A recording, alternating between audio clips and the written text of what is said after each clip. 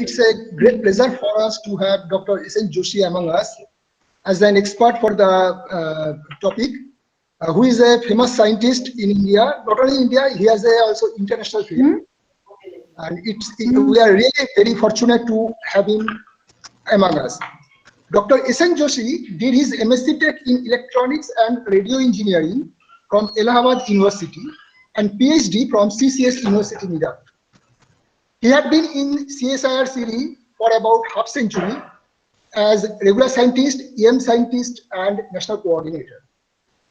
He had coordinated the activities of microwave tubes area in CSIR series Pilani for 16 years as chief scientist. After his superannuation, he had coordinated a major multi-institutional project sponsored by DST New Delhi as its national coordinator for design and development of a very high-power device known as Gyrotron. He had also been advisor of CSR network program on high-power microwave tubes for about 10 years.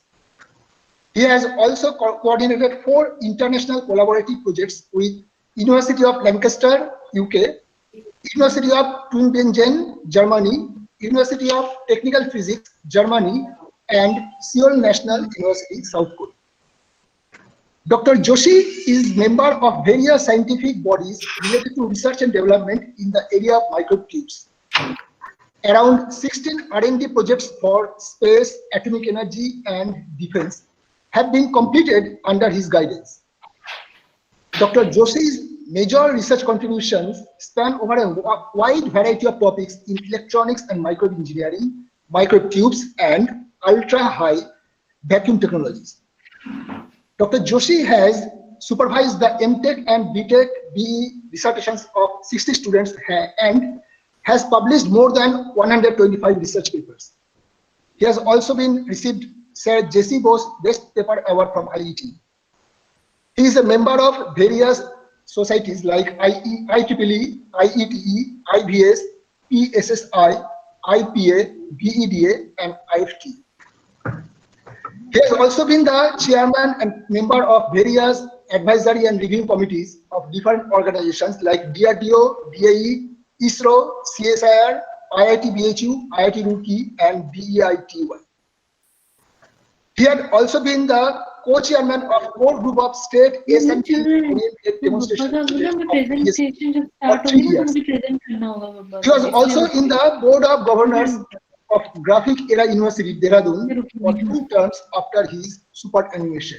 During the past 14 years, he has been closely associated with the activities of National Council of Science Museum, NCSM, Government of India in various capacities, that is, member, governing body, chairman of executive committees of National Science Center, New Delhi, chairman of selection and assessment committees of its scientific and technical staff.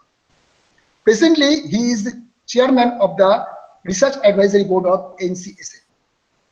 Now, may I request Dr. Joshi sir to share his knowledge with us. Sir, please. Thank you, Professor Paul. First of all, I'd like to thank you for giving a very large, exhaustive introduction of myself. Sorry, but of course you have given. Thanks a lot to you. And thanks to all the organizers for giving me an opportunity to be here to share my knowledge, whatsoever I have, with the youngsters particularly.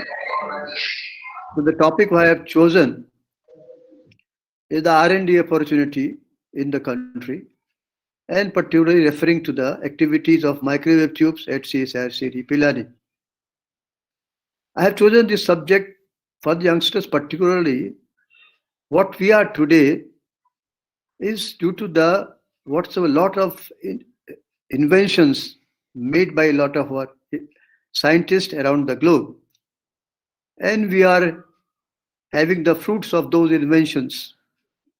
And that activity is continuing. If you think, if I see my childhood, when I was, say, in 50s or so, what we have? We have nothing.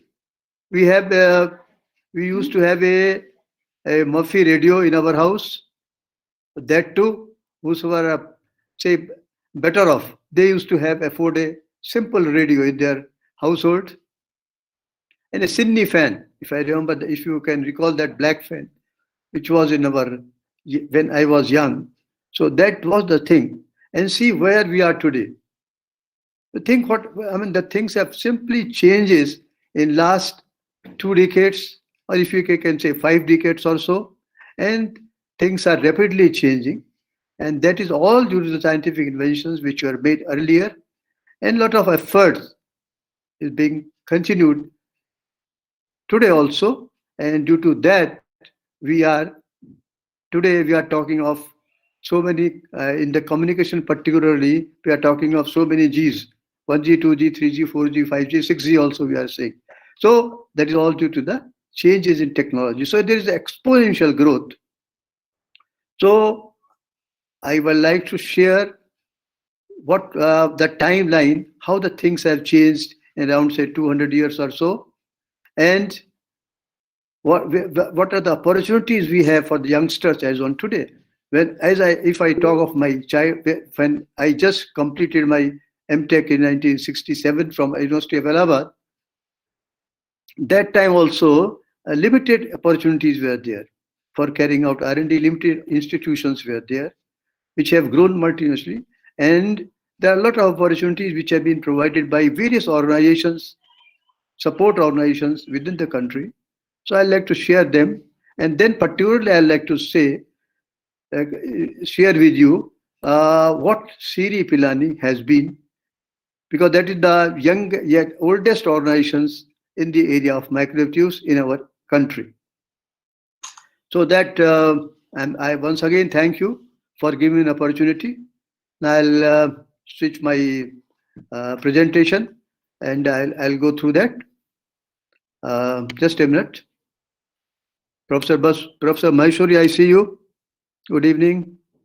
And to everyone whoever is here.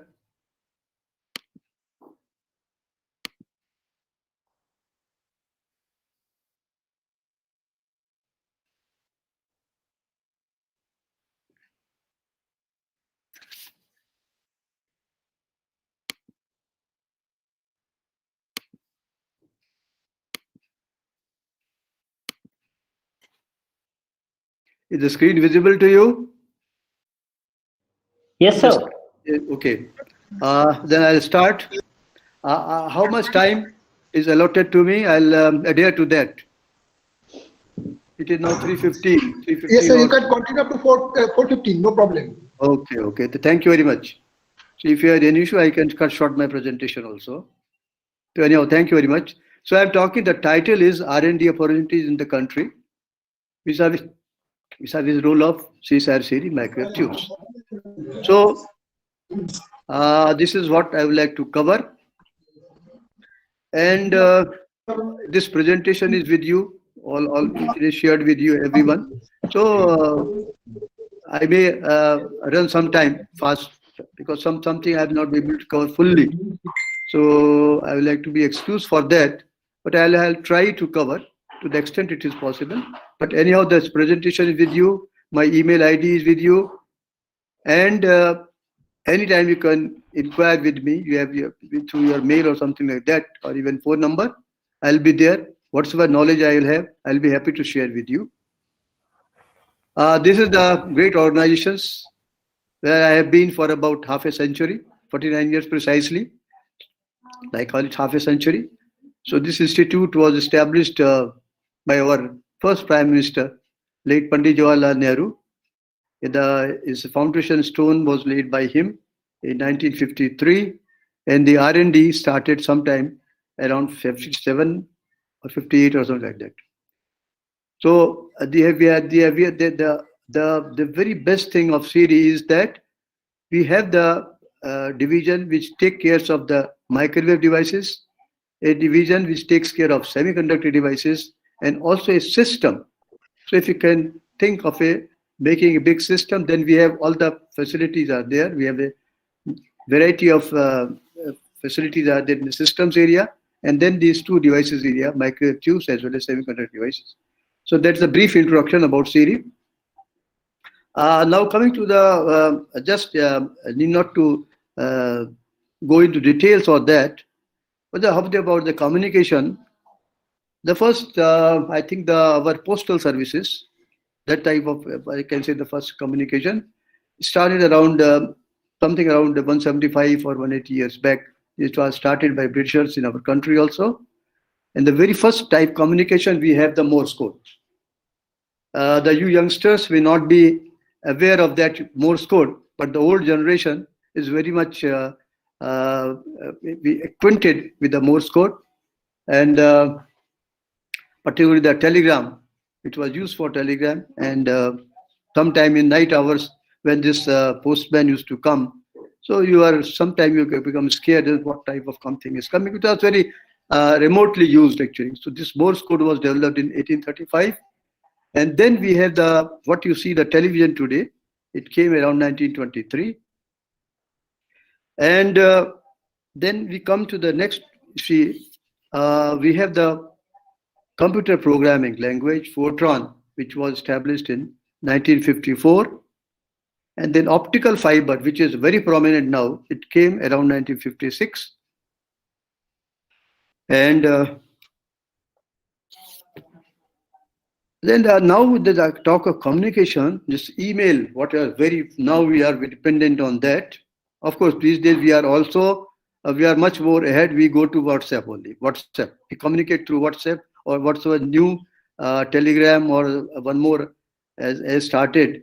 So that's everyone, even in the official communication, sometimes used to use the WhatsApp only. Even email is also, or SMS, I mean, they are being used. But email, of course, it was around, say, 50 years back, this email was started. And then we have this, you see, today, what we are talking of this communication era, when we are talking of so many Gs, the very first, the 1G technology, which was the analog one, which was around 1981. And then we have this 3D technology and 4G technology, 5G technology, IoT, AI, all these things are now. Now, if you see that these days we are talking of Facebook, we are talking of Twitter, we are talking of these things, they only started around 2004. The Facebook started around 2004. So then we have the YouTube, Twitter, iPhone, WhatsApp, Instagram, all these things. So the things are rapidly changing. This 4G, 5G, and whatsoever. At present, of course, we are in country or in 4G only. But there are the countries who have also gone to 5G. I am also audible. I'm audible clearly? Yes, sir. Okay, thank you very much. So this is what we were and what we are. See, you all must be, the youngsters must be realizing that how the things have been changing, and this basically goes to the advancement in technologies. That's the main thing. And the inventions have been made earlier, but those inventions are being used. The fruits we are getting the fruits what we are right long back, about 200, 250 years or 300 years back, and we are taking advantage of that. So that as on today, we call that things have changed rapidly, and still you don't know what will happen in next 10 years or so. We are not able to visualize, because 50 years back we never utilized where these things will come, even 30 years back. So thus we cannot say how the technology will take us to where in another one decade or so. So the thing is, there are due to this advancement, what we have been taking, inventions or technology, opportunities, abundance are technology. That's what I like to share with the youngsters particularly. When we were searching for the job, in those time, even the parents used to say that, beta engineering kar lo, beta medical mein chale jao. They are the only two options what used to have. But if you take today, there are enormous subjects which have come, and you can choose them, and you can. The only thing is, whatsoever subject you choose, you have to try to do your best. You have to excel in that particular field, whatsoever you choose. There are unlimited fields these days. Don't see we are talking of engineering or medicine only. There are now abundant technologies which are available. Only thing is you have to focus and you have to excel your best. And opportunities are abundance, you have to catch them. But the only thing is, you youngsters, you have to try to do your best, whatsoever field you choose. Now, coming to the opportunities what we have in the country as on today, we have plenty of CSR labs. There are about 37 CSR labs across our country.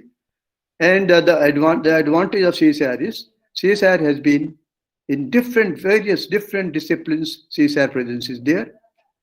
Department of Atomic Energy, I'll just go into detail about them. Then ISRO labs, DRDO labs, DEIT labs, Indian Institute of Science, Bangalore, Tata Institute of Fundamental Research, Mumbai, all IITs, all NITs, central universities, some of the state government universities, and some of the private universities and colleges. They also have the facility of research and development in their curriculum. Not all, but some are there. They are doing very good. You may be knowing them. They are some of the private colleges or university. They have been doing. They are very doing particular field. But these other, what's why discussed earlier, these are the organizations who take care of the research and development, particularly in the area of electronics.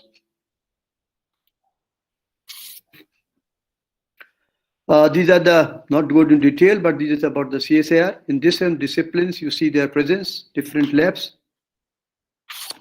In addition to that, about 10 years back, or even more than that, Academy of Scientific and Innovative Research was established by CSIR. And this program runs across all labs of CSIR, where they provide their 3 streams. As on today also, they provide MTech, 2 years MTech. They also have integrated MTech PhD program, and third is pure PhD. So the intake can be only for MTech, integrated MTech and PhD, and only for PhD. So that this academy, and earlier in this academy, through some batches, they were integrated in the system of different laboratories at scientist C level. But as on today now, they have to compete. Whatsoever posts are advertised, they have also compete, but they have the advantage of being in CSIR, doing MTech from CSIR. So they know about a lot of things in the beginning itself, so they can compete in a better way to the other students.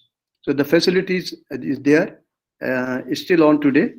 The programs have changed, but still, broadly, these are the 3 disciplines where CSIR is there. They are the different. I'll not go. These are very clumsy, so I will not go to the ISRO different labs of ISRO. ISRO, you are all aware that ISRO has various programs, particularly for satellites. Our whatsoever TV we watch, it is the courtesy of ISRO only. Various programs they have, various satellites they are launched, and they also have, in addition to the satellite, with different type of INSAT program, they also have remote sensing. They also take care of the remote sensing to take care of different in our universe, whatsoever is going on. That's a remote sensing is their program. So they are different laboratories, different centers are there. And the more prominent are, you may be knowing that ISRO in Bangalore, SEC in Ahmedabad, and VSSC in Trivandrum, and there are a lot of more. But these are various ones where broadly these satellites are made and launched. So they are different their programs. You all aware with the Chandrayaan 2, which was very recently launched in 2019, and before that, the Mars mission, which were the one which could do that successfully in 2014. And these again, this satellite navigation and Gagan programs, they are also running with them. So they have a variety of programs, and DRDO is another Defense Research and Development Organizations. They have number of labs, And what you see the red dots here, I don't, these dots are not visible. Yes, red dots are there. Those red dots are basically for the where we are dealing with electronics. And here we see the LRD and in Bangalore, MTRDC, that is Microwave Tube Research and Development Center, Bangalore. They are very prominent in the area of microwave tubes. I'll just mention about them in detail.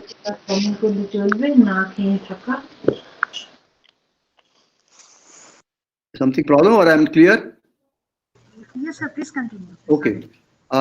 So then this you know about this research center Imarat. You also know about LRD, TLRL, DRDL. All these laboratories we are the missile programs. They are very prominent with them.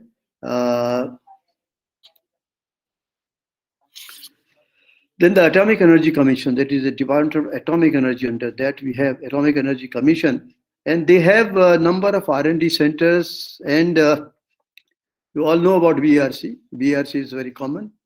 And then on the extreme left hand, you see the R&D centers. That is the BRC, then Raja Ramanna Center, which is RRC at Indore, Variable Energy Cyclotron Center at Kolkata, Atomic Minerals and Directorate for Exploratory Research, Hyderabad and Bangalore, and Global Center for Nuclear Energy Partnership in Haryana.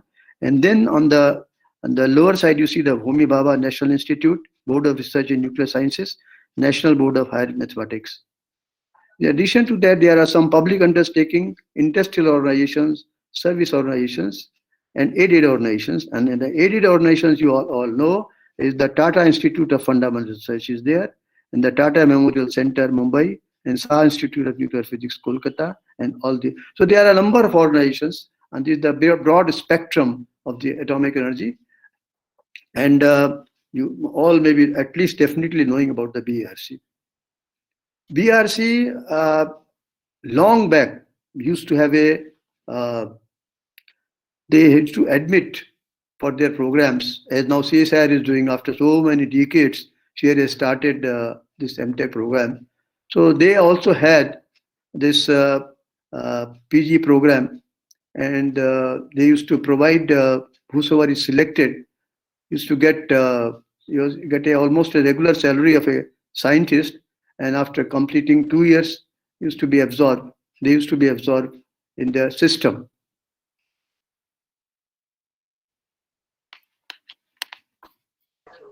Dr. Joshi, may I just interrupt? Can you make projection mode, please?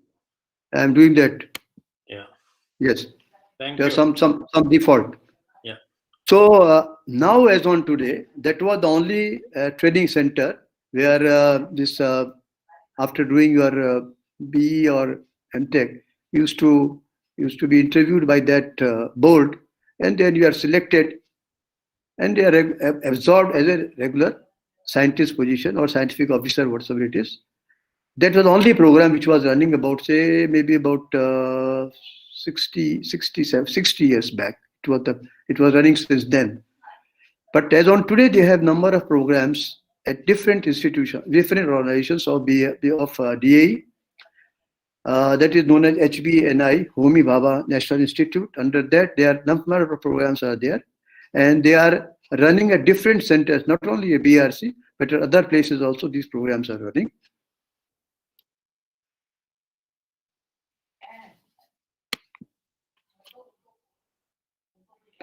Now coming to the support for research and development in the country. I mentioned earlier, but I'll not go into details of them. Few of them I'll be listing. CSIR, that is the Council of Scientific and Industrial Research, where I had been for about privilege of having been there for about half a century. So they have a group which is known as Human Resource Development Group. They support research through this Human Research and Development Group.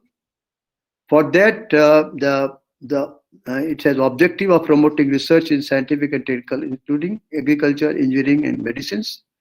So different types of disciplines are supported by them. And they also conduct this, you may be knowing that this test for GRF, SRF, and RA, centrally they are organized by CSIR. And They also provide grant to progress different universities, PG institutions, etc., and public and private sector. Means you, if you have a good proposal, it's not an individual. The particular organization can submit a proposal to HRDG group, and that project is sanctioned. They are actually if it has some link with any particular organization, but any particular laboratory of CSIR. Suppose I am in CIRI, and if anybody submits a project which is relevant to the activities of CIRI, it gets priority over the other project which do not have such support or sponsorship, I'll say. So, but anyhow, they also, to some extent, they also get support. But in the present era, where all grants due to this COVID and last 1 year or so, that government fundings have been diverted to the other areas where the requirement is there due to this COVID. And that's why the grant also, this particular era, the grants they are limited at present. But of course, whenever this COVID goes, it is going, whatever we feel now. So we have to be positive. Things will definitely improve. And the grant from CSIR and other organizations will also be enhanced in a later quarter. And there is another program which is for youth.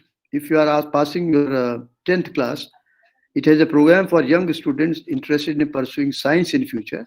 This program is known as CSIR Program on Youth for Leadership in CPYLS. So decades now, every organizations, they have whatsoever, suppose in Pilani, I gave the Pilani, so whatsoever schools and colleges are there in Rajasthan, they can participate in this program. So these meritorious students, they are selected. Not all, but few of them are selected from each school or college, and they are given a 1 week training, practical as well as theoretical training in the particular lab of CSIR. So this program has been running for decades together, and this is quite successful. And we try to teach them the activities, whatsoever is going on, and what would be the future, their future, where they can pursue their science career particularly.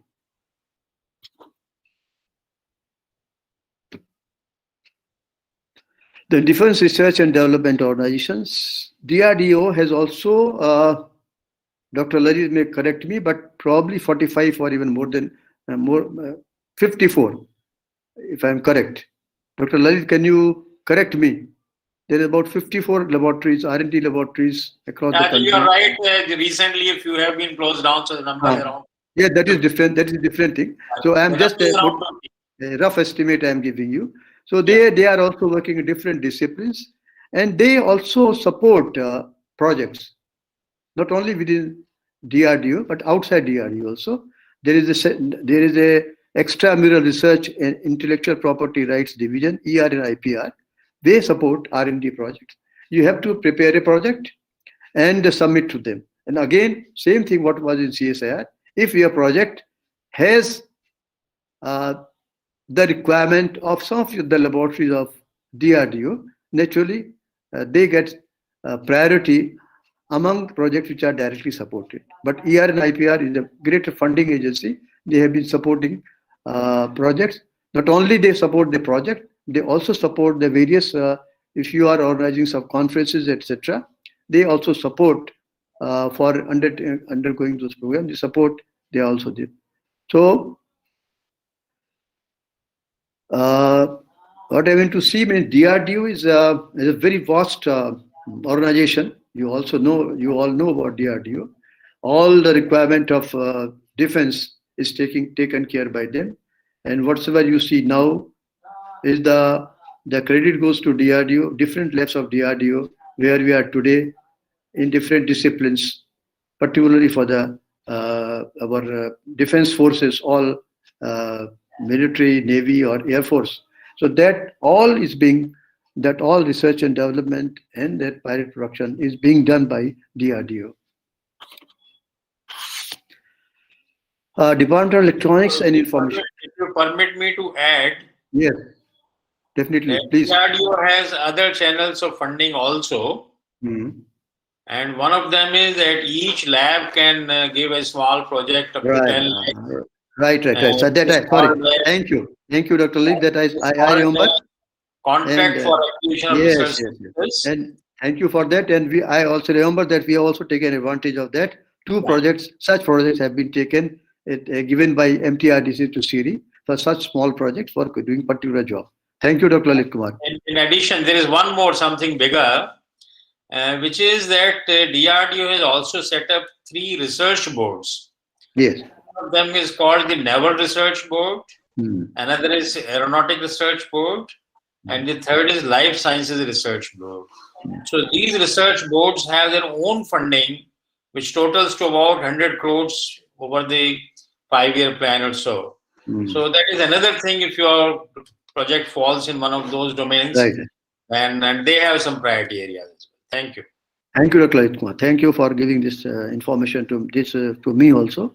So this DEIT by Department of Electronics and Information Technology have different centers at different places. Samir is one of them, which is close to us because they deal in the microwave tubes. So not only microwave tube, but they are tube technology. They are there. But they also support R&D projects, Department of Electronic Information Technology. But only thing is they have a rider that whatsoever project you submit, it should have a partnership from industry. Either it is direct sponsorship, or they provide the facilities and for carrying out research, etc. So it means they have their partnership is required. So if their partnership is there, if such partnership is there with any private organization, then such R&D project get priority in the IT, and they should have a even NGOs are also, if they are NGOs, they are registered NGOs, they also get, and they have a minimum experience of 3 years, they also get support from DRDO.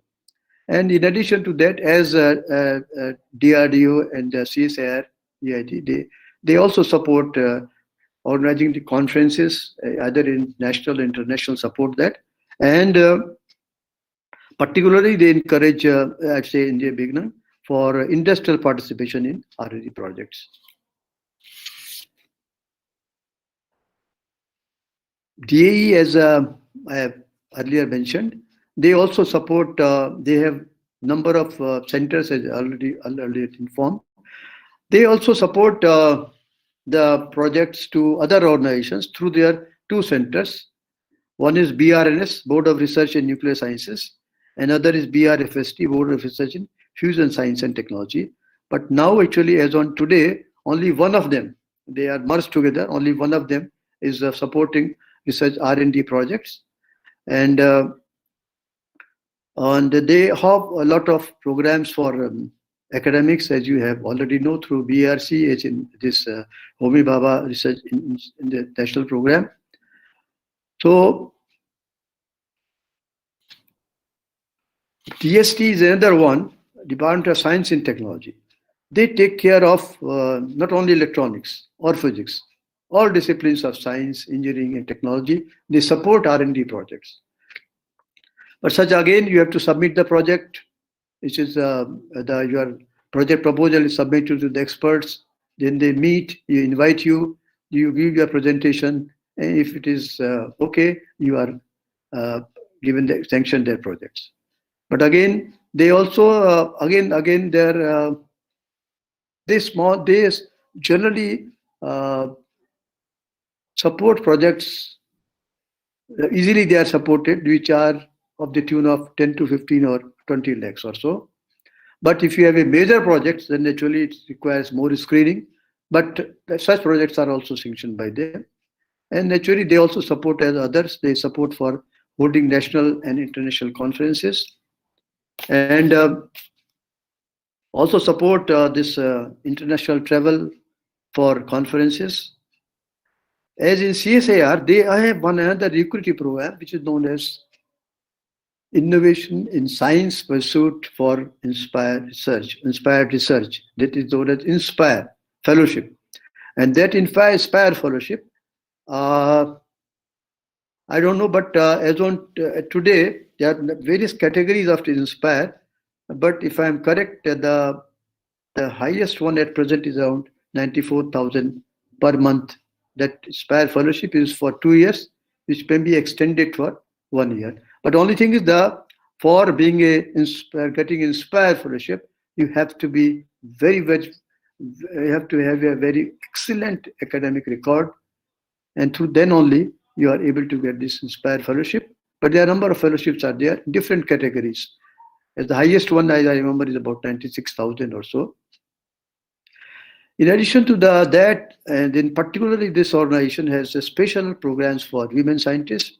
If you go through their website, you will get the details. All this what I am telling, all these details are there. But they are particularly for women scientists.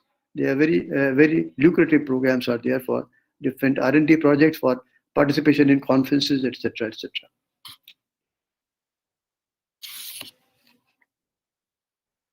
I have to see my watch also.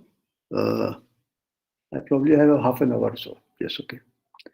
So now coming to that part one is over, where I have discussed about what sort of facilities, R&D facilities are there in our country, and what type of initiatives has been taken by our country after independence, after getting independence. So this particularly microwave tubes area, there are limited countries which are, say about 10, we are engaged in the area of microwave tubes. We started our activities. Microwave activity was started sometime, I don't remember the correct year, but it was Institute of Radio Physics in Kolkata. They started programs in the area of these devices. And when in early 50s, when Dr. Amarjit Singh, the founder director also of CSIR, he joined NPL as a scientist. Then he started this activity of magnetrons at NPL. But later on, after a very short time, he was shifted to Pilani as assistant director in charge, and then a regular director. And he was there for about for 24 years. He retired in 1984. So after that, when we started the magnetron activity in Siri Pilani, after around 1958, this activity, which was then known as Vacuum Tubes Division, this activity was started with the magnetron. And later on, other devices were also, but this is the oldest organization in the country in the area of oldest in the sense they continued for so many years. Starting was by Institute of Radio Physics, then NPL, but it was continued for decades, and still these activities are continued at Siri Pilani. I'll come to them in a later stage. Then academic agencies, as I told you earlier, Institute of Radio Physics and Kolkata and Delhi University were also involved. TIFR, Tata Institute of Fundamental Research, they did some activities, particularly in the area of klystrons. They developed a lot of technologies related to klystrons. But of course, they can be used for others also, but particularly they wanted to start some work in the area of klystrons. So they developed a lot of technologies and brought a lot of reports, which are also available to other organizations. But they could not continue at TFR in the klystron area. But then Samir took the initiative, and these technologies whatever were developed for Klystron were utilized by them for developing linear accelerators, which is still they are continuing at Samir, Mumbai. Then academic agencies like IIT BHU, Varanasi, IIT Roorkee, and IIT Patna are also involved in numerical analysis and CAD of these devices. Samir, Mumbai, and IPR Gandhinagar have also been involved in design and development of such and related devices. Center of Research and Microwave Tubes, from where we see Professor Basu here. He was a key player of this that era, that time. So this Center of Research in Microwave Tubes was established in 1979 with the support of then DOE, which is known as now DATI, but that is Department of Electronics that time. So it was then the center was established with the aim of design and development of particularly Klystron and magnetron, and also technology of cathode. But these are the two devices where they wanted to concentrate, and they established the facilities also.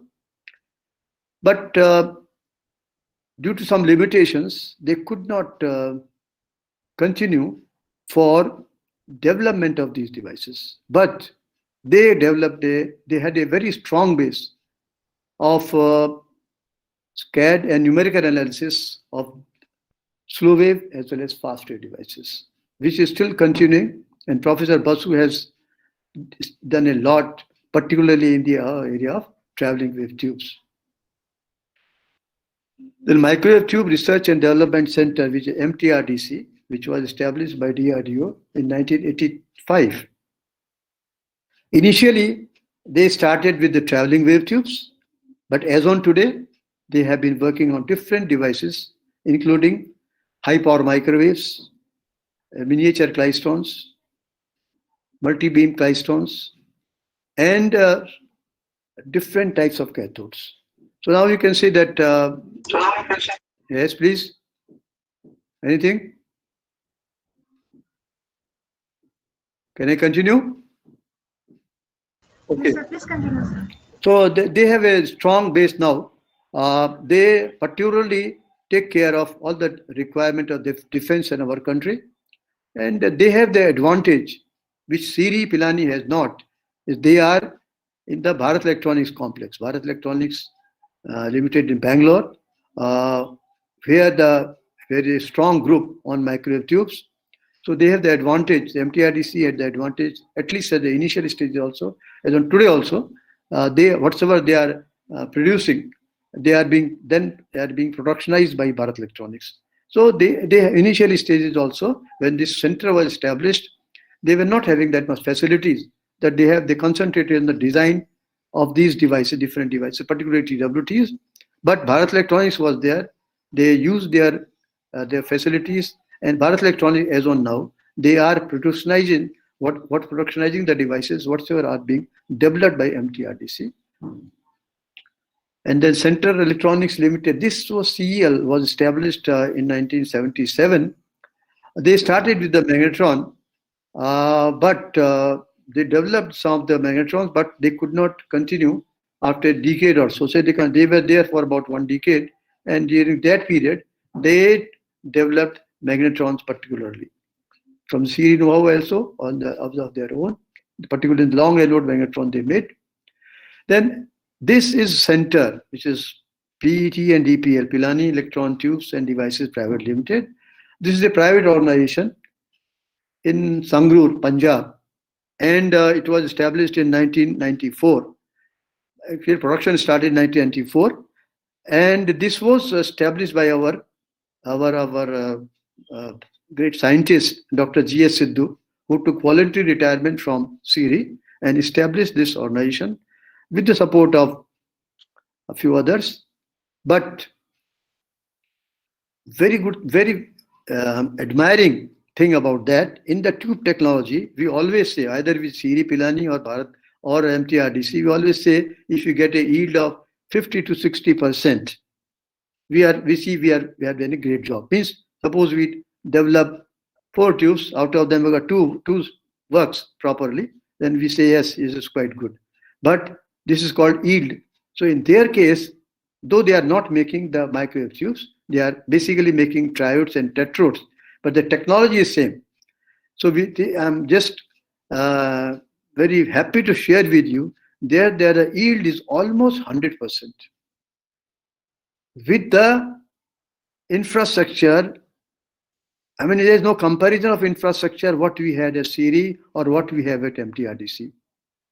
Of course, now with time they have also improved their infrastructure, but about say 10-15 years back when we used to visit them, we used to compare what facility we have and what type of facility they have.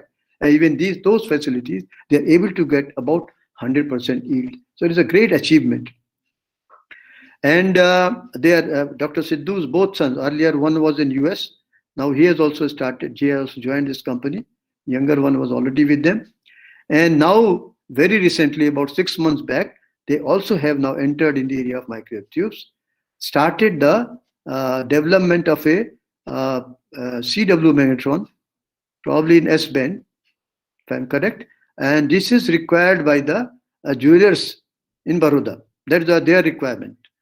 Therefore, meeting their requirement, they came to this organization. This jewelers came to this organization, and they have started. Now, probably within 6 months or a year at the most, they will be able to produce the very first CW magnetron. That will be the very first microwave tube achievement of this. This will be of PET and DPL. So earlier they were not in this, they were only using triodes and tetrodes. Then very recently, this VEM technology, Hyderabad, and Panacea Medical Technology, Bangalore, have also recently entered in this area, and they have taken, very recently they have taken from CIRI, and Panacea particularly, they have taken know from CIRI Pilani for in the area of magnetrons, and it's on magnetrons only. So this is what the organizations which are involved. Now, just quickly, I'll glance at another 10-15 minutes. Because I was in CIRI, so I'll just, that day I am a bit partial. I have not taken care of other organizations that much, which I am going to talk about CIRI Pilani. I hope you will not mind. For the this is what the electromagnetic spectrum is, starting from lower frequencies to extremely high frequencies. In between, you see microwaves also. So basically, microwaves. When we say microwaves, it means of the order when the frequency goes into gigahertz, or you can say the wavelength comes to centimeter range. Below the centimeter range, when it is more than centimeter range, there are UHF, VHF, something like that. This is for the students only.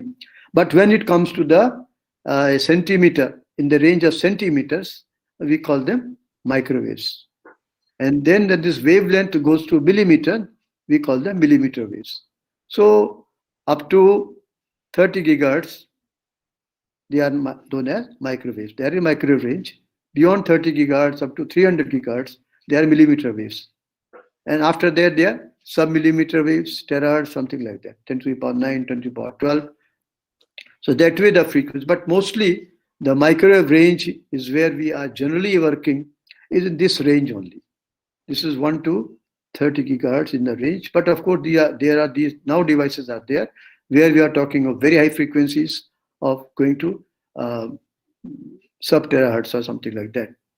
But mostly of the devices which are being developed in CIRI Pilani or MTRDC or being produced by Bharat Electronics generally lie in this range, except few which go beyond this frequency also.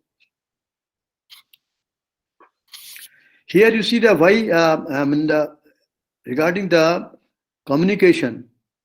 What you see the x-axis, you see the frequency or the wavelength. On the y-axis is the attenuation of the atmosphere due to different gases or water vapor, whatsoever it is.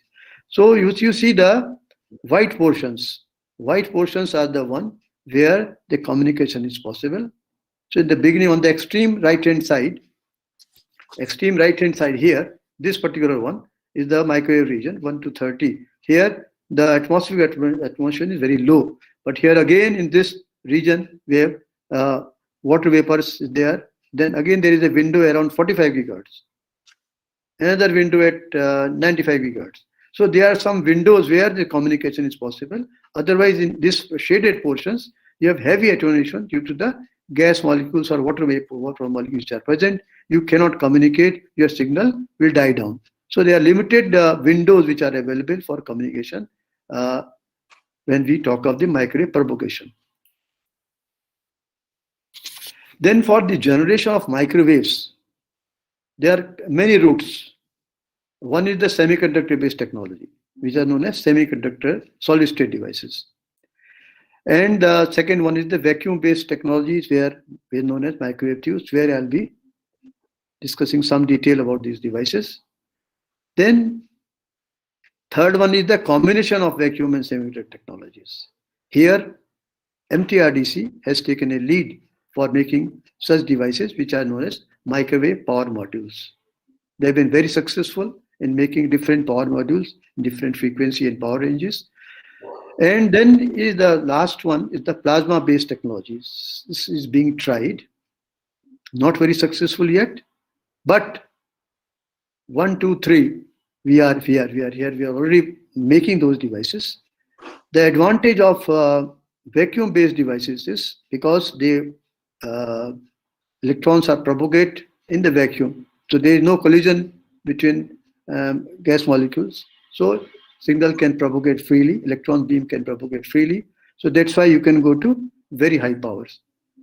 And semiconductor-based technology, that's the disadvantage. You cannot go to very high power and also cannot be extended to very high frequencies. But as on today, now things have changed. When we are talking of silicon and germanium, that was the era when we are talking of this is a limitation. But now the new materials like indium phosphide, gallium arsenide, all these have come. They have enhanced the capability of these devices.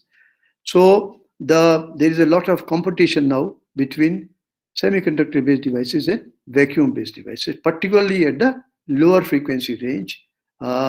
Most of the devices, vacuum-based devices or microwave tubes, have been replaced by semiconductor-based devices. But the future is still there, very bright for these devices. If you are talking of very high power, we are talking of megawatt or gigawatt, then there is no option other than going to microwave tubes, or talking of terahertz range of frequencies. Again, you have to use the vacuum-based technology in a different category, which I'll tell you there later on. And you have disadvantage and advantage of both. Semiconductor-based devices, you have some advantage, some disadvantage. Vacuum-based technology, some advantage, disadvantage. So the combination of the two, where what is done actually, you have a vacuum-based device, you have a semiconductor-based device, a semiconductor-based amplifier, say gallium arsenide amplifier, which has been used by MTRDC, developed by SSPL in Delhi, and that amplified output from this semiconductor amplifier is provided to the input of a vacuum-based device, which is traveling wave tube, a short section of a traveling wave tube, and this is all within a box. So for a user, it is single box, but within that you have two devices, like microwave tubes and semiconductor devices. So this combination works a lot. So you get the advantages of both the devices. So this has been very successfully tried and now being productionized by MTRDC in Bangalore. Just to show you, you all may not be very familiar with the microwave tubes. This is what you see. A particular device is known as traveling wave tube. Here, what you see, this part is the electron gun. This is the RF structure. Is a helix here, and the collector, which collects the electron beam after interaction process. At the input, and you take the output here, and this requires a magnetic field. So the electron gun, this is known as the microwave, basically within vacuum. So electron gun, electron beam is formed of the required current density, depending on what your requirement is there, what cathode you are using. So you get a beam which is injected to the RF structure, and that goes from input to the output one. But again, what will happen if it is left like that? It will diverge due to the law. It will diverge. So to focus them, you require a linear magnetic field also. So the moment they have the tendency of going upward, the magnetic field will take care and they will move in a straight line. So electron beam is moved from this to this end. And in the process, when you feed the RF signal gets amplified. The bunching takes place in the electron within beam, and that bunched electron beam is after this amplification process is complete, is taken, RF output is taken from this terminal, and then the spent electron beam is passed to the collector. So this is basically a working of this is known as slow wave device, where actually you are slowing down the electron beam, because the RF has the velocity of light. So if it is like that with the different velocity, the condition of the interaction is that both should move at the same velocity. So what is taken care is the RF structure is made a helix, which is a spiral form. So electron beam takes a longer path, and your RF is moving the straight line. They take a longer path. So with that, adjusting the diameter and the pitch within the helix, you can adjust the velocity of RF and the electron beam, and meeting that condition, amplification takes place, and finally you get the output. So that is the requirement. So that is of any microwave tubes, which is known as slow wave device. The electron beams are basically not actually slowed down, but they are slowed down. And the other category, here is the limitations. And in this category, you have klystron, magnetron, backward wave oscillators, but they have the limitation that at higher frequency, particularly this particular traveling wave tube, that cannot give you very large power due to the dissipation in the helix itself. But on the other hand, the advantage of these devices, which is traveling wave tube, is its large bandwidth. You get a very large bandwidth. So particularly for defense applications, for jamming applications, wherever you want to make a broadband signal, this is the traveling wave tube which requires you for wherever jamming is required. Whether it is these days also, you see that sometimes you are hearing that your phones are jammed due to some disturbances are there. They are jammed. So in electronic warfare also this thing happens. So this is used for jamming purposes. The advantage of a traveling wave tube is it gives you very large bandwidth, but limitation of power is there because it has a fragile structure which cannot take that much power. But other like klystron and magnetrons, they use very large power.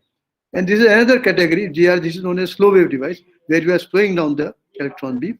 There is the fast wave device, where you have a spiral electron beam which is moving in the magnetic field. It gyrates in the magnetic field, and the gyrating magnetron beam pass through there's a cavity which takes care of the interaction, and finally you have taken to the their signal is collected by the collector, and here the different magnetic focusing coils which are required for focusing them.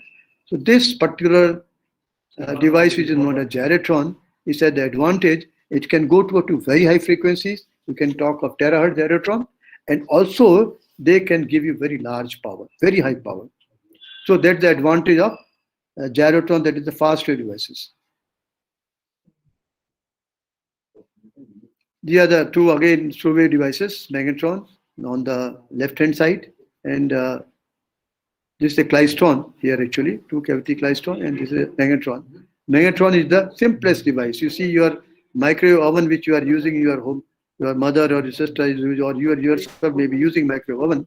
It requires a very low power magnetron, about 700 to 1 kilowatt. That is almost the power limit, and the frequency is fixed. 2450 is the frequency. 2450 megahertz is the frequency where these magnetrons are used for domestic applications. But for warfare, you need particularly for radar application, you need very high power. So there different types of magnetrons are used, are capable of giving very high power, but they are simple in design, easy to make. So Klystron gives you much more higher power, but a relatively complex device than magnetron. Then these are some of the some traveling wave tube which have been developed. This was developed by ISRO Bangalore. This is a C-band traveling wave tube. It was developed for ISRO, and it was used in their ground stations both at Delhi as well as Ahmedabad, and very successfully operated. And this was Bharat Electronics supported this project, and this was a S-band traveling wave tube.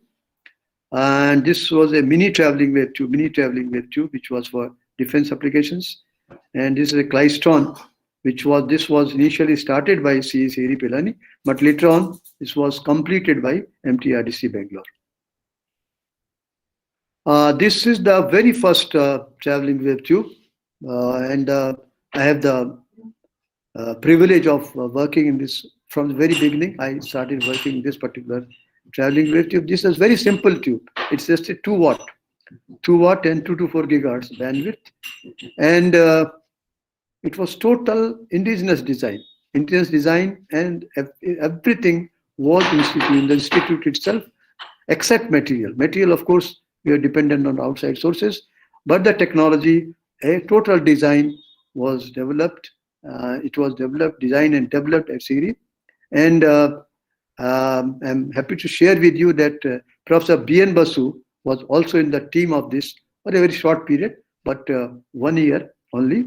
But that 1 year was very advantageous to CIRI as well as to myself, to all, that we developed a very strong relation with Professor Basu and his team, and then later on with Professor Jain also. So he did a lot after that. After leaving CIRI also, he started a base for analytical studies in the area of traveling wave tube. Particularly, he did a lot.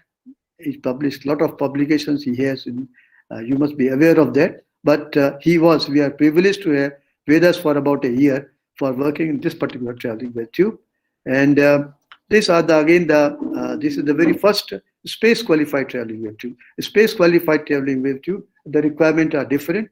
They are very robust in everything, in technology, and weight also has to be low. I'll not go into detail.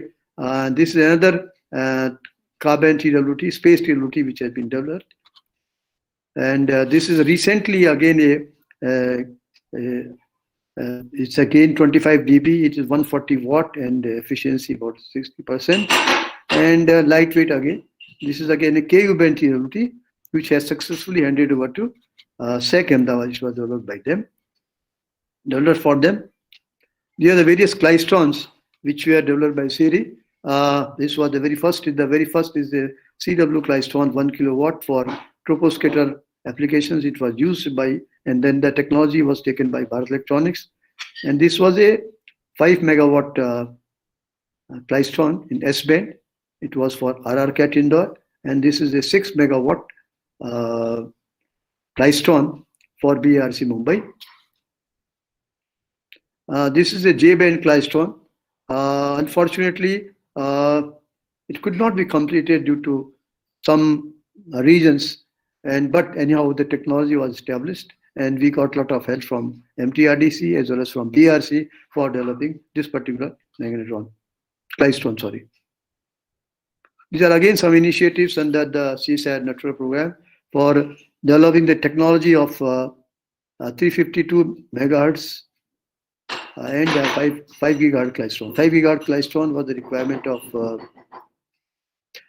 IPR Gandhinagar, and this 352 megahertz beam stick tube which was made, this particular Klystron was the requirement of VRC for their active denial system, accelerator driven system, ADS program.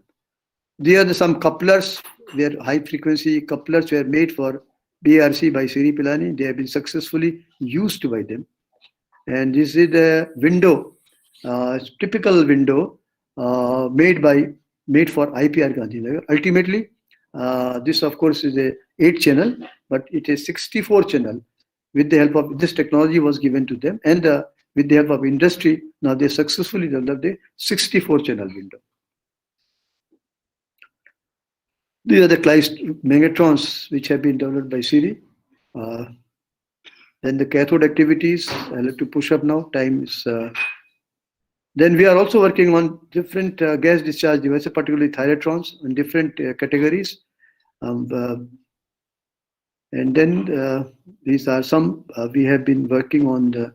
Also working on a plasma-based device. Also we have been working, and Dr. Basu is also involved. And then positron, Dr. Neeraj Kumar of SIRI has been working on that. They're now coming to the end. I'll send that take 2-3 minutes. This is the project for which main project we have been working is the thermonuclear experimental. This is thermonuclear reactor using gyrotron. This reactor is being established in France, and when 7 countries are participating in this program, and India is one of them.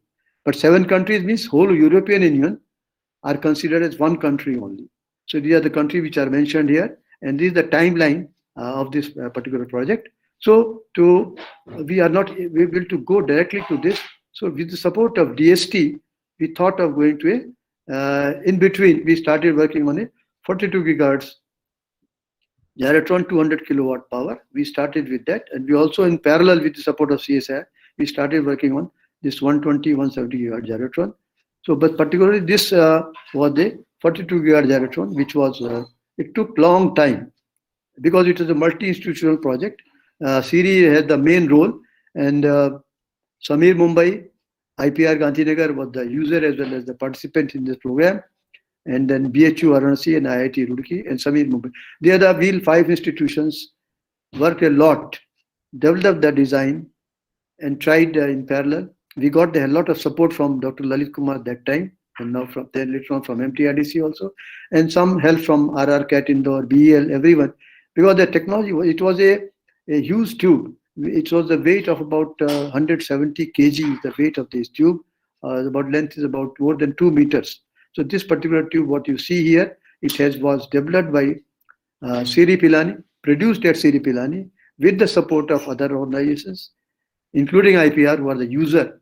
And then this was dispatched to them. It's being developed. This is being mounted in the system, in the magnet system which has been developed there. This is again the total system. This is in the center is Dr. Kulkarni from IPR, myself and Dr. Malhotra.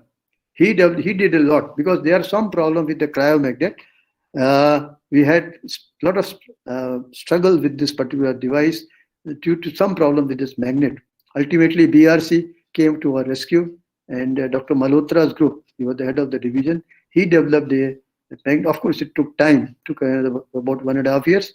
He developed a magnet of the requirement what we had for this particular gyrotron, and we are successfully mounted that, and that was, we got the result from this, and that was a very successful day, and we have a lot of, we are very thankful to BRC as well as particularly Dr. Malhotra for coming to our rescue for developing the magnet as per a requirement. This is what we got, and this is some of the team members from IPR. He is Professor Bora, the earlier director of Dr. Professor Chaturvedi is director, present director. He is Dr. Kulkarni. Dr. Bora, Dr. Bera is the present project leader of all the, or leader of the group leader of all the activities related to the gyrotron. He is Dr. Sinha, who was the founder, principal investigator of this project. Even from the very beginning, he was there, and he continued for decades also. And the other team members who are there with them, not full team, it's partially they are from IPR and SIRI Pilani. They are there for the testing of the gyrotron. This is another I would like to show. He is the great man personality, Dr. Amarjit Singh, the founder director of SIRI Pilani. As I told you, he retired in 1984 from SIRI, and he is that time he was the director, Dr. Chandrasekhar, Dr. Sinha, Dr. Hasina, myself, Dr. R.K. Gupta, and this is Dr. Bera. So this is, we are very, I mean, the very first gyrotron which was ready is the lab prototype. It was not exact gyrotron, but the lab prototype, very first prototype, he witnessed that and he congratulated the team. He was very happy because he also worked in the area of gyrotron. He was very happy to see that India has developed this particular gyrotron with own R&D. So this I wanted to share with you this particular slide. And I'll not go to detail now. These are a collaboration with different agencies in the country and outside the country also. And this is what we have opportunities as SERI. I'll not go into detail. To conclude, I would like to say that, particularly the youngsters that now as on today, leave aside this COVID period, forget this COVID period, but we have ample R&D opportunities in the country in different disciplines. Leave aside physics, leave aside electronics, in all area of science, you have lot of opportunities are there. But only thing is, you have to choose a particular stream and you have to excel yourself. That is very essential. You are mediocre. If you are a mediocre, then it will not work. You have to work hard, strive to whatsoever you want. I mean, it is not essential you go for engineering or medicine or this and that. Whatsoever you feel, you should choose that particular one. I remember my area when I was childhood. पिताजी ने कह दिया भाई ये करना है तो करना है, वो किया हमने, ठीक है ना. Even you will surprised to know that when I completed my MTech, I had two options. One at Siri Pilani and other at IPR Gandhinagar. Not IPR, sorry, IPR, Indian Institute of Physical Research. But my father told me, भाई तो बहुत दूर होगा अहमदाबाद, पिलानी थोड़ा पास दिल्ली के पास है, join there. So I joined that. So that was the area. But now the children are very smart. Their boys are very smart. They know what they have to do. So they have to. That's why I say you have to choose. You know yourself, what you are capable of, what you can do. So you have to strive in that particular area. And abundance opportunities are there. They are waiting for you. But only thing, you have to grab them at a particular time. You have to work hard. That is a very essential thing. You have to work hard. Choose your particular discipline wherever you have the capability. You may not be having strong in mathematics. You may be having strong in physics, or you may not be having strong in even physics, electronics. You may have something else. So wherever you are free, feel that you are strong, you have to choose that particular path and go. And naturally, support is there. For a lot of support is there. But of course, another thing is there in R&D. If you want to choose in R&D, naturally, whatsoever income you have, it will is limited. You may not get that much salary if you go to a private organizations, particularly for this, what they call it, when you do some not for private agency, that word I should not use, not public, but the computer programming job. I am not able to recall that particular, what they call it. But that type of work, if you want, you have a lot of money for that. But again, you will not have that happiness of achieving something through R&D.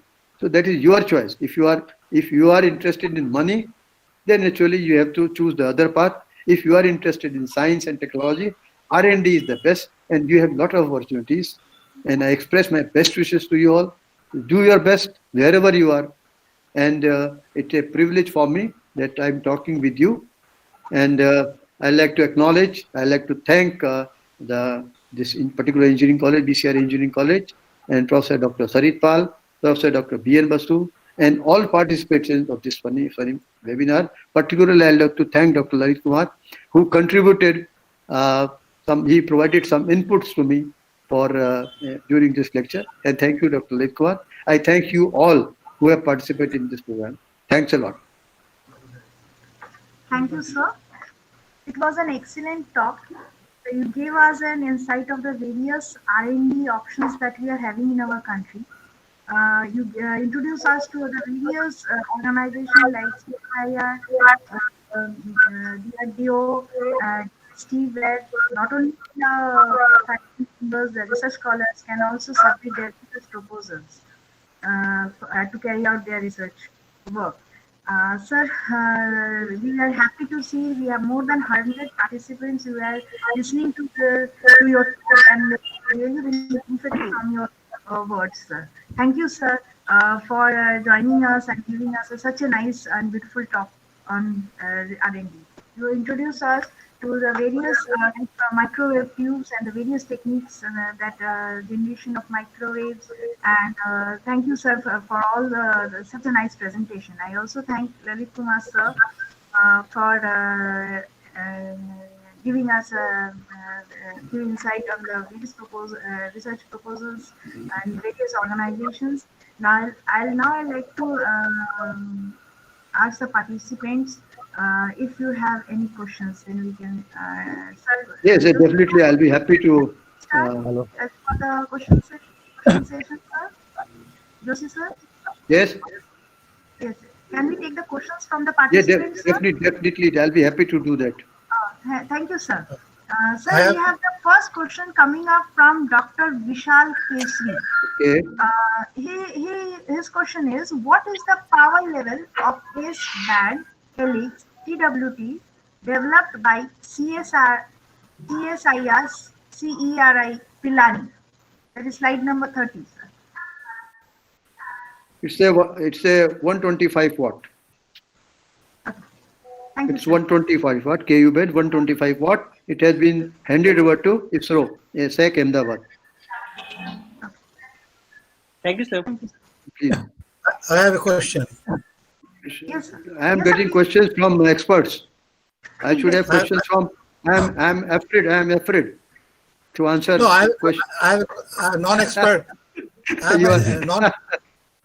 I'm asking a question. Yes, sir. Basu, sir. Not please question, a continue. comment. So please May I do that? carry on. May I do that? Carry on.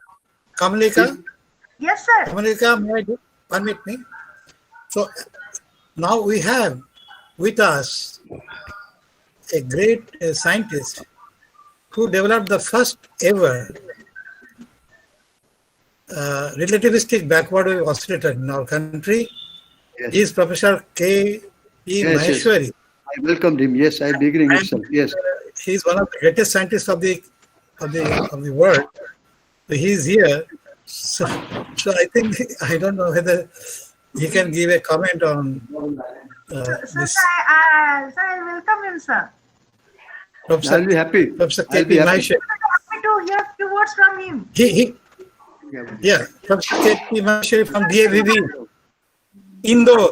DAVV, Indore. Okay, Professor K. P. Maheshwari, please. Yes, sir. I saw you in the beginning. Lalit Kumarji, yes. Thank you. KP Lalitji, again. Where is KP Professor Maheshwari? Maheshwari. Yes, he's there. Daksa, please. Mic is off, sir. Sir, please continue, sir. So you're most welcome. Yeah. No, I'm very much thankful to Professor Joshi for a very nice talk and very informative to the young ones working in the field of the science, especially the students. And unfortunately, this seminar should have been open to almost all university students. Especially they could know many opportunities, many chances to work, and which Dr. Joshi summarized in this small lecture, very big information. I'm very, very happy. Thank you, Professor Maheshwari. Professor Thank Basu you. is the great philanthropic professor Yes. who really thinks of good for the students in the country and devotes. So I may say it's a very nice experience, and he has developed in such tough time a very good job at home, and one could listen such beautiful lectures. So thank you, Professor Basu. Your imagination, your way of doing things, I really admire all your efforts. And Professor Joshi took all the pains to bring all the information available for the young students. And if they could, so I thought that this should have been open to somehow we could bring it to the notice of the students in the universities in the country. They would have really been very much Yes. benefited. Thank you, sir. And just for your information, Professor Maheshwari has helped a series for running that academic program, this MTech program. He was our faculty for so many years. Yeah, yes. I remember those days. Thank you. Sir, one question. Can you hear me? Thank you, I'm sir. I'm hearing. Dr. Yeah, next question, please. Yes, Sir. sir, continue. Okay. Can you hear me, sir? Yes, definitely. Yes, sir, definitely, Okay. sir. Please continue. Sir, actually, I'm not directly from this field, microwave and electronics. I'm a computer science Hello. faculty. So, hello. हाँ घर पे हाँ नहीं घर पे ही हाँ Hello. Please continue. Okay. So actually, I'm a computer science faculty. So but I'm interested in this field because once I was a student of electronics also. So if anybody from computer science can contribute into that field, how to proceed? Because we are working in 5G communication, basically on the routing protocol designs and all these things. आजा But तो how मैं घर this पे ही मैं lecture he directly, what are the scopes of that as in computer science? The computer science has a great role. We are very dependent on the programming. Say all this design we have been using computer design only. So you are the expert. You can definitely contribute. That's what I feel actually. But that is an indirect way you are telling. But direct way, how can I contribute? Okay. There's the direct props. Yes, Professor Basu is there. No, I request Dr. Lalit Kumar. Yes. He's with us. So could he please comment on this? Sure. Dr. Lalit Kumar can do. Oh, sure. Please So do. let me understand who is this person who is asked question. Dr. Somnath Sinha. Dr. Sinha. Dr. Sinha, Yes, sir. there are two kind of opportunities that any computer engineer can do. Number one is that the entire design of the microchips is done by computer design, as Dr. Joshi told, so which includes the computational electromagnetic, solving the ordinary and partial differential equations, and doing meshing algorithms, and then a lot of processing. The other way which the computer scientists can do is, nowadays, the computer-aided design require a lot of big memory and big size arrays to be analyzed. And so there is a need of doing the things in a multi-processor domain, so that the programs could not run for weeks together, but they could be done in maybe hours. So there is a need for doing the parallelizing of the programs and combining all the resources, data management, archiving. So there is also peripheral work which can be done for any institution to do archiving, data mining, and basically keeping the track of the system iterations and other things.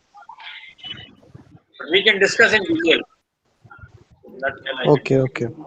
Thank you, sir. I got the idea. The opportunities are there. There is no doubt about that. Okay. Thank you, sir. So I also take a opportunity to thank you, Dr. Joshi, for a wonderful interaction. Yes. We worked together for so many years. Oh, sure, yes. Now you are DRDO man, but there you are CSIR man. No, I shall myself theory. So I'm a theory man first, isn't it? So, You cannot forget Siri. Or Pilani you cannot forget. no, I was happy to see some of the tubes I worked while I was Siri when you showed this slide. So one thing, Yes. Dr. Lalit Kumar, he is fellow of National Academy, and he is the one of the editors of IEEE transactions on electron devices. So I think he can give you a particular forum how to write papers and get through in IEEE transactions on electron devices and microchips. Yes. I will definitely be happy to sometime give a talk on how to get complete or how to write a good paper. Sure. Thank you. that will be very good.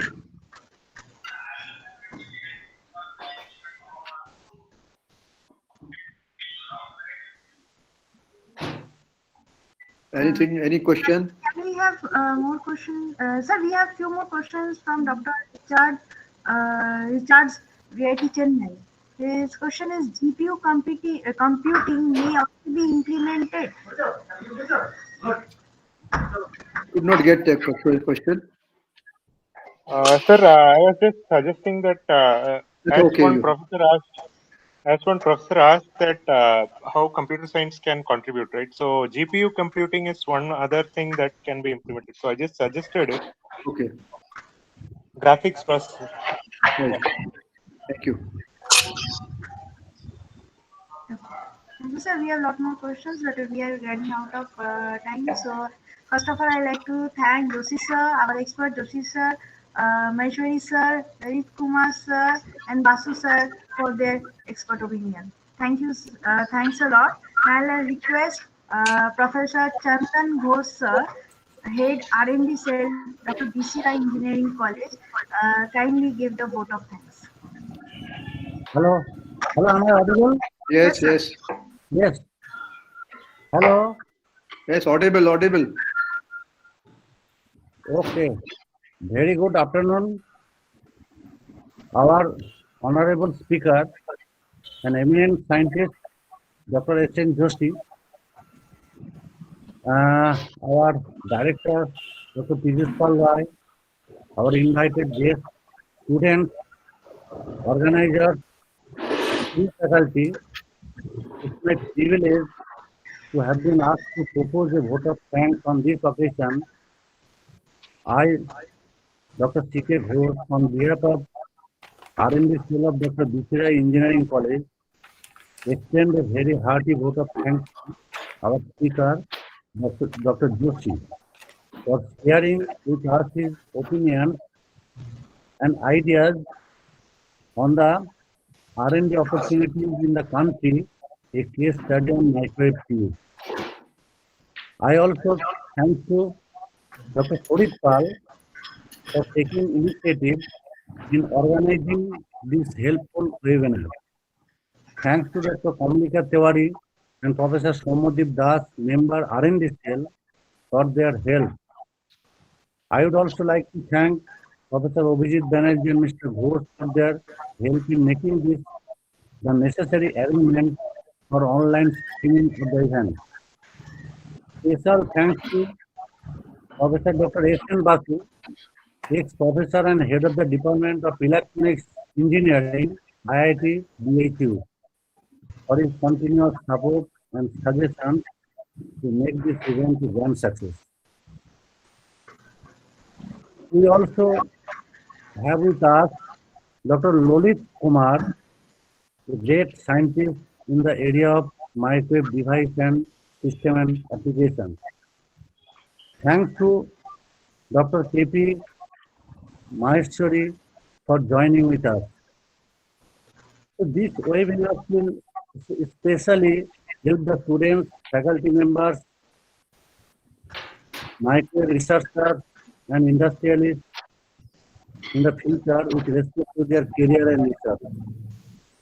Thanks to the concern to be present virtually in this webinar, even during this pandemic scenario. We look forward to organizing more webinars like this for the interest of the students, faculties, and researchers for their technical investment. Lastly, I would like to wish everybody good health and safety. Thanks again to Dr. Joshi sir for giving your valuable time and enlightening discussion on microwave tubes. I am also requesting you to find suitable time to visit our institution in future, if it is possible for you. This is our invitation to you, sir. I will love to do that once this infection goes. Thank you, sir. My age, I will not like to travel at this stage. But whenever this COVID goes, definitely I like to be happy to share my views with you and your colleagues, students particularly. Okay, sir. Thank you very much. A number of faculty members in our institutions, especially in our department, are working on the topic related to microwave and millimeter wave antennas and arrays. So your insights will help them a lot, myself included. Thank you very much, sir. Thank you so much for this very good discussion. And a lot of Indian scientists were present today. That is an added advantage for us. So I now request Dr. Kumulika Tiwari to close the session. Thank you, sir. I have an important announcement for all the participants. You can see the feedback form.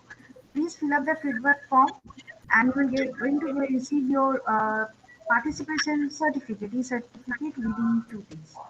I thank you all the participants, all the experts, and the entire team of the Dr. PCI Group of Institution.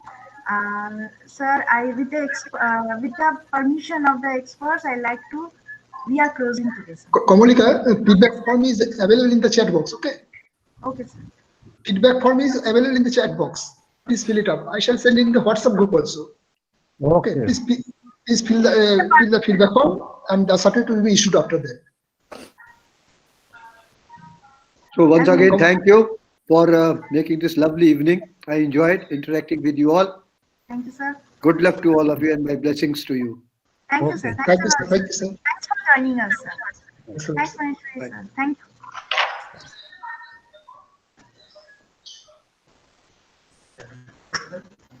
you.